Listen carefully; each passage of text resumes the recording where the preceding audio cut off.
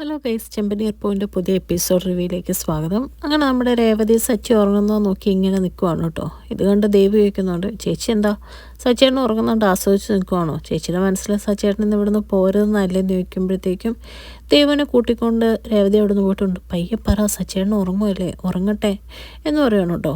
അപ്പോഴും നമ്മുടെ ലക്ഷ്മിയമ്മ പറയുന്നുണ്ട്, എൻ്റെ പൊന്നു മോളെ നീ ഇവിടെ നിന്ന് പറഞ്ഞു വിട്, ആരെങ്കിലുമൊക്കെ പറഞ്ഞ് ചന്ദ്ര ഇത് അറിയുമെന്ന് പറയുമ്പോഴത്തേക്കും ദൈവമൊക്കെ പറയുന്നുണ്ട്, അതെങ്ങനെ അറിയാനമ്മേ, ഇവിടെ ക്യാമറ ഒന്നും അവർ വെച്ചിട്ടില്ലല്ലോ എന്ന് പറയുമ്പോഴത്തേക്കും ലക്ഷ്മിയും പറയുന്നുണ്ട്, ഈ അയൽവക്കക്കാരൊക്കെ കണ്ടതല്ലേ, ആരെങ്കിലും വിളിച്ച് പറഞ്ഞ് ചന്ദ്ര ഇത് അറിഞ്ഞു കഴിഞ്ഞാൽ അവർ പ്രശ്നം ഉണ്ടാക്കും, എനിക്കിനി അവരോടൊരു വഴക്കിന് പോകാൻ പറ്റത്തില്ല എന്നൊക്കെ പറയുന്നുണ്ട്. അപ്പോഴത്തേക്ക് നമ്മുടെ രേവതി പറയുവാണ് കേട്ടോ, എനിക്കെന്തായാലും സച്ചേട്ടനോട് എഴുന്നേറ്റ് പോകാൻ പറയാൻ പറ്റില്ല, ഒരു കാര്യം ചെയ്യുക അമ്മാനെ എന്ന് പറയുവാണ് കേട്ടോ. അപ്പോഴത്തേക്കും നമ്മുടെ ദൈവവും പറയുന്നുണ്ട്, എന്നാൽ ശരി അമ്മ തന്നെ ചെല്ലുമെന്ന് പറയുമ്പോഴത്തേക്ക് ലക്ഷ്മിയും പറയുകയാണേ, നിങ്ങൾ എന്തേ പറയുന്നത്, എനിക്കങ്ങനെ ചെന്ന് അവനോട് പറയാൻ പറ്റുമോ എന്നിങ്ങനെ ചോദിക്കുമ്പോഴത്തേക്കും രേവതി അനിയും പാലും കൊണ്ട് വരുവാണ് കേട്ടോ. അപ്പോൾ രേവതി പറയുന്നുണ്ട്, പയ്യെ പറയടാ, സച്ചേട്ടൻ അവിടെ കിടന്ന് ഉറങ്ങുക, ഞാൻ പോയി ചായ ഉണ്ടാക്കട്ടെ. അത് കഴിയുമ്പോൾ പറയുവാണ്, സച്ചേട്ടന് വട ഉണ്ടാക്കണം, വട ഭയങ്കര ഇഷ്ടമാണെന്ന് പറഞ്ഞ് രേവതി അടുക്കളയിലോട്ട് പോകണം കേട്ടോ. അതേസമയത്ത് സച്ചി മുറി കിടന്ന് ഉറങ്ങാൻ നേരത്ത് സച്ചിയുടെ ഫോൺ ബെല്ലടിക്കുവാണ്. അപ്പോഴത്തേക്ക് ഈ ബെല്ലടിക്കുന്ന ഒച്ച കേട്ട് നമ്മുടെ ലക്ഷ്മിയമ്മയ്ക്ക് ഒരു സമാധാനമാവുകയാണ് കേട്ടോ.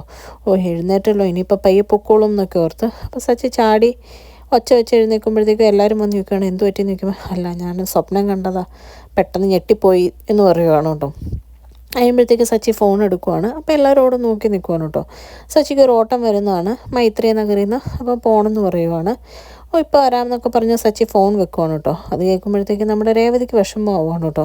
പക്ഷേ ലക്ഷ്മി അമ്മയ്ക്ക് ഭയങ്കര സന്തോഷമാവുകയാണ്. ലക്ഷ്മി അമ്മ ഭയങ്കര ഹാപ്പി ആയിട്ട്, മോനെ പെട്ടെന്ന് എഴുന്നേക്ക്, ഓട്ടം വിളിച്ചതല്ലേ, അങ്ങനെ ആൾക്കാരെ നിർത്തി മുഷിപ്പിക്കാൻ പാടില്ലല്ലോ, നമുക്ക് നമ്മളെപ്പോലുള്ളവർക്ക് വല്ലപ്പോഴും ഒക്കെ അല്ലേ ഇങ്ങനെയൊക്കെ കിട്ടുകയുള്ളൂ, അതെന്തായാലും നഷ്ടപ്പെടുത്തണ്ട എന്നൊക്കെ പറഞ്ഞ് പെട്ടെന്ന് സച്ചിനെ പറഞ്ഞു വിടാൻ വേണ്ടി നോക്കുകയാണ് കേട്ടോ. ലക്ഷ്മി അമ്മയുടെ വെപ്രാളം കാണുമ്പോൾ സച്ചി ഇങ്ങനെ അന്തം വിട്ട് നോക്കുന്നുണ്ടെങ്കിലും സച്ചി പറയാണ്, എഴുന്നേറ്റ് നിൽക്കാൻ പറ്റുന്നില്ല, ഉറക്കം പോയില്ല, തല ചുറ്റണ പോലെ എന്ന് പറയുമ്പോഴത്തേക്കും നമ്മുടെ രേവതി പറയുന്നുണ്ട്, എന്നാൽ ശരി നിങ്ങളത് ക്യാൻസൽ ചെയ്യുമെന്ന് പറയുമ്പോഴത്തേക്കും നമ്മുടെ ലക്ഷ്മിയമ്മ പറയുന്നുണ്ട്, ക്യാൻസലൊന്നും ചെയ്യണ്ട, പെട്ടെന്ന് പൊക്കോ, കുറച്ച് വെള്ളം എടുത്ത് മുഖം കഴുകിക്കഴിഞ്ഞാൽ മാറാവുന്ന പ്രശ്നമുള്ളൂ എന്ന് പറയണം കേട്ടോ. അപ്പോൾ സച്ചിയും പറയുന്നുണ്ട്, ക്യാൻസലൊന്നും ചെയ്യാൻ പറ്റില്ല, രേവതി സ്ഥിരം കസ്റ്റമറാ എന്ന് പറയുമ്പോഴത്തേക്ക് രേവതി പറയാം, ഞാൻ പെട്ടെന്ന് പോയി കാപ്പി ഇട്ടിട്ട് വരാം എന്ന് പറയണം കേട്ടോ. അപ്പോൾ കാപ്പി ഇടാൻ വേണ്ടി അടുക്കളയിൽ ചെല്ലുമ്പോഴത്തേക്കും നമ്മുടെ ലക്ഷ്മിയമ്മ പറയുകയാണ്, നീ എന്തുദ്ദേശിച്ച്, അവൻ പോകാൻ തുടങ്ങിയതല്ലേ, പിന്നെയും പിടിച്ച് നിർത്തുവാണോ എന്ന് ചോദിക്കുകയാണ് കേട്ടോ. അമ്മേ, ഇത്ര ഓർക്കക്ഷീണമുള്ള സച്ചേട്ടൻ ഒരു കാപ്പി കുടിച്ചിട്ട് പോയാൽ എന്താ കുഴപ്പം, ഇത്രയും വണ്ടിയൊക്കെ ഓടിക്കേണ്ടതല്ലേ എന്ന് ചോദിക്കുകയാണ് കേട്ടോ. അപ്പോഴത്തേക്കും നമ്മുടെ രേവതിയോട് ലക്ഷ്മിയമ്മ പറയാം, എന്നാൽ പെട്ടെന്ന് ഇട്ട് കൊടുക്കാമോ, പോട്ടെ എന്ന് പറയുമ്പോഴത്തേക്കും സച്ചി അവിടെ നിന്ന് വിളിച്ചിട്ട് പറയാം, ഇറങ്ങാറായി രേവതി, പോയില്ലെങ്കിൽ ലേറ്റ് ആവുമെന്ന് പറഞ്ഞ് അവിടുന്ന് പെട്ടെന്ന് ഇറങ്ങുവാണ് കേട്ടോ. അപ്പോഴത്തേക്കാണ് നമ്മുടെ ലക്ഷ്മിയമ്മയ്ക്ക് കുറച്ച് ശ്വാസം വീഴുന്നത്. രേവതിയും കൂടെ ഇറങ്ങുവാണ്. ആ സമയത്ത് ഗജാനന്ദൻ്റെ ഫ്രണ്ട്സ് ഇങ്ങനെ ഒളിഞ്ഞു നിന്ന് നോക്കുമ്പോഴത്തേക്ക് സച്ചിനെ കാണുവാണ് കേട്ടോ.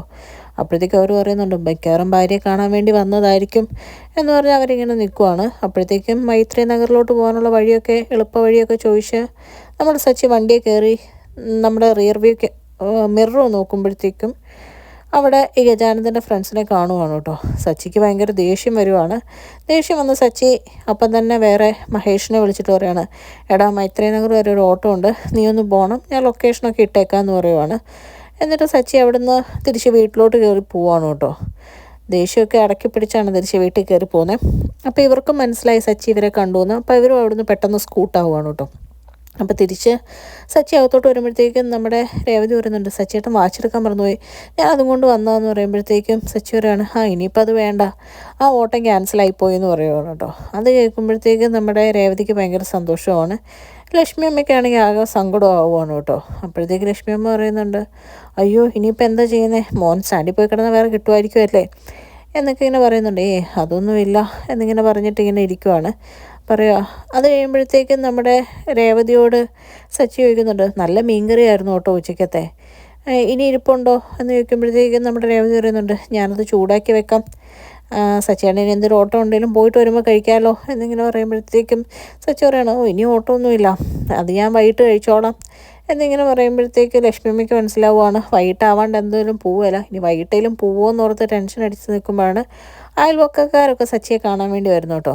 അവരൊക്കെ പറയുകയാണ്, സച്ചി വന്നതുകൊണ്ടാണ് ഞങ്ങൾക്കിപ്പോൾ ഇത്രയും ധൈര്യം കിട്ടിയത്, ഇപ്പം ഞങ്ങൾക്ക് ആർക്കും ഗജാനന്ദനെ പേടിയില്ല എന്നൊക്കെ പറയുന്നുണ്ട് കേട്ടോ. അപ്പോൾ സച്ചി ഒരു പഴയ കഥ പറയുന്നുണ്ട്. നമ്മൾ ആവശ്യമില്ലാതെ ആരെയും പേടിക്കരുത്. പണ്ടൊരാൾ ജോത്സ്യനെ കാണാൻ വേണ്ടി ചെന്ന് കഴിഞ്ഞപ്പം അയാളോട് പറഞ്ഞു വെള്ളം മൂലമായിരിക്കും തനിക്ക് മരണം ഉണ്ടാകുന്നതെന്ന് പറഞ്ഞ് അയാൾ പേടിച്ച് വിറച്ച് വെള്ളം കുടിക്കാണ്ട് വെള്ളത്തിൽ തൊടാണ്ട് ഒരു മുറിയിൽ തന്നെ ഇരുന്നു.